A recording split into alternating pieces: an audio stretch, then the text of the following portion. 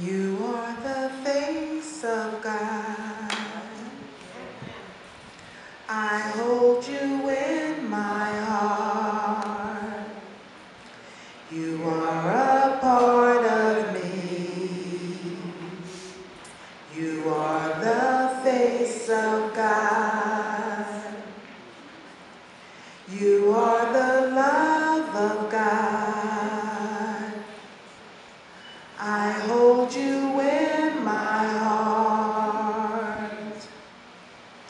You are my family. You are the face of God.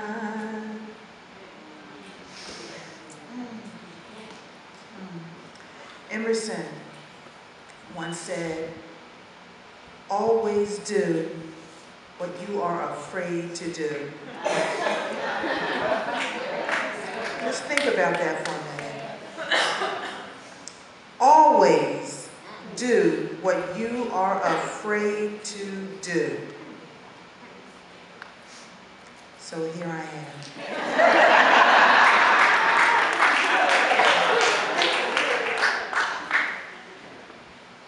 As you all know by now that when you become a practitioner, after the first year, you get a chance, or you have the opportunity to come up here and tell your story. You have the opportunity to share with everyone here just how life gets to be the way that it is. Reverend Sheila said I was the last of 9 practitioners. And the reason that I'm the last is because I chose the month of December. It's not for the reasons that you think. It's because I chose this month because it is a special month. It is the month that I was born. I celebrated my 63rd birthday last Sunday.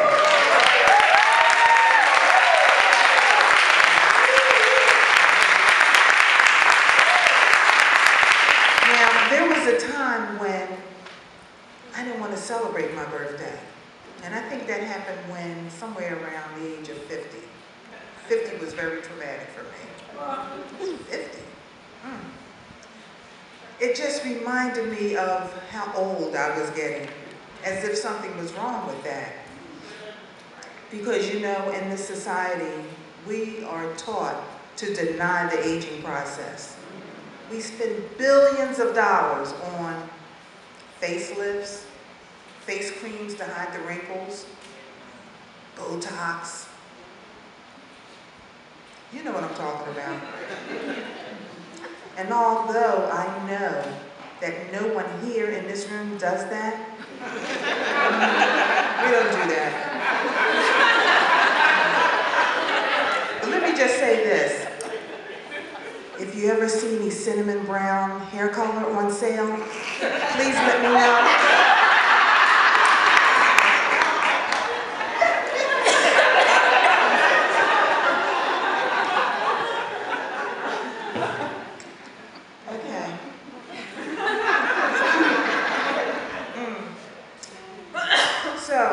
When I thought about celebrating my birthday, something has started to happen.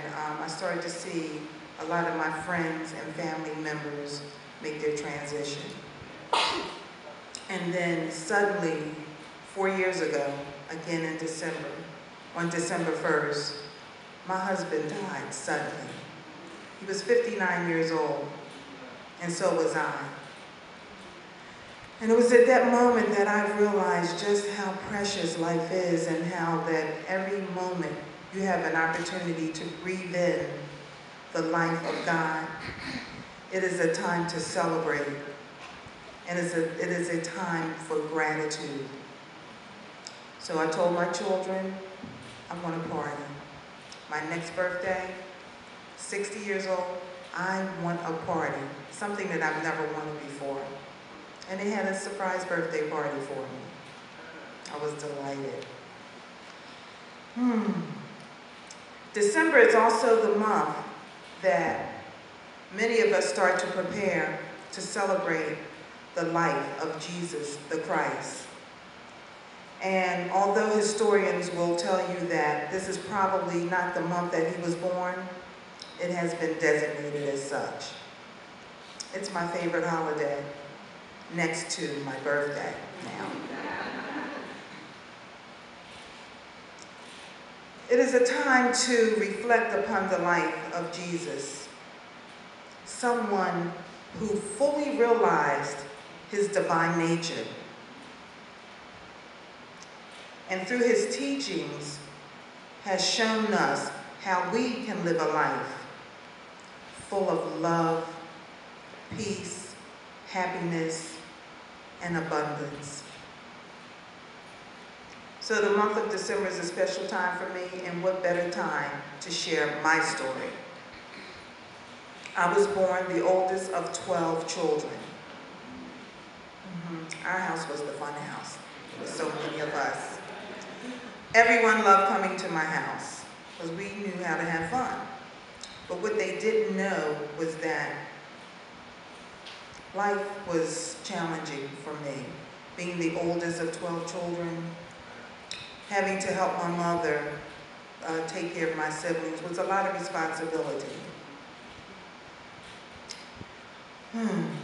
Because there were so many of us, I grew up not feeling loved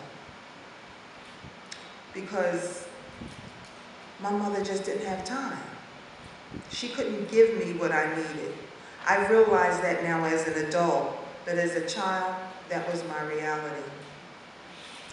In addition to that, there were times when we didn't have enough food to eat, no heat.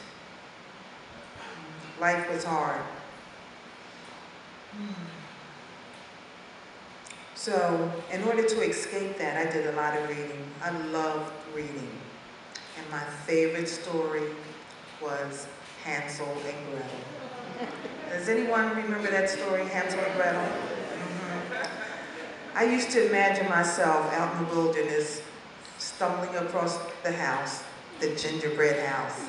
They had all these little wonderful gumdrops and just candy and gingerbread. And I imagined I was Gretel. And I was there picking the gumdrops off of the house, eating them, picking off pieces of gingerbread. Yummy, it was so good. And then somewhere around the age of 11, there was a knock on our door. I went to the door. It was a Jehovah's Witness selling the Watchtower and the Awake. I was excited because now I had something more to read. I asked my mother for some money, and she gave me some money so that I could buy the Watchtower and Awake. Now, you all know that when you make a purchase from a Jehovah's Witness, they will come back. And they did. They came back. And I would go to the door and I would talk to this woman, and then she asked me if I wanted to have a Bible study. So I said yes, and my mother allowed me to go with this woman on Tuesday nights and Thursday nights to have a Bible study. And then on Sundays, I went to the Kingdom Hall. Her name was Sister Gibson. I'll never forget her. Nice lady. Now, I think the reason that I was so delighted is because I realized then that I had forgotten who I was. I started reading about God. I could find any scripture in the Bible at rapid speed. You asked me to turn to Revelation 14:11, I was there, just like that. As I think back to this time, I now believe that my reason for this excitement was I was starting to realize that God did exist. Because you see, I had forgotten who I was. And which lets me know that memory loss begins much earlier than we suspect.